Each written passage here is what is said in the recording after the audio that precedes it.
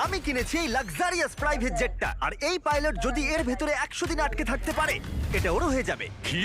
মজা করছি না, আমি এই প্রাইভেট জেটটায় $2.5 মিলিয়ন খরচা করেছি, আর একবার ভেতরে ঢুকলে 100 দিন কিন্তু শুরু হয়ে গেল। ও মাই গড। আর এখনই 100 দিনের চ্যালেঞ্জের প্রথম ঘন্টা শুরু হয়েছে।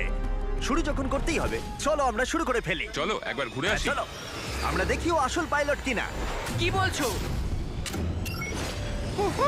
যদি আরমান্দ এই প্লেনের ভেতরে 100 দিন কাটাতে পারে, তাহলে ও এই প্লেনটা জিতে নেবে আর পৃথিবীর যে কোনো প্রান্তে চলে যেতে পারবে। দেখা যাক। 100 দিন এটার মধ্যে নো প্রবলেম। এটা স্মুথ রাইড ছিল, দারুণ দেখতে লাগছে। দেখা যাক ল্যান্ডটা স্মুথ হয় কিনা। এটা অসাধারণ লাগছে। এটা দারুণ ছিল।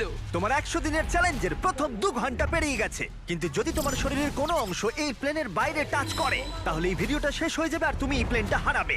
মাটি ছোঁয়া যাবে না। Good luck. দেখা হচ্ছে তাহলে। তাহলে দেখা যাক আরমান্দ এই প্রাইভেট জেটটা জিততে পারে কিনা।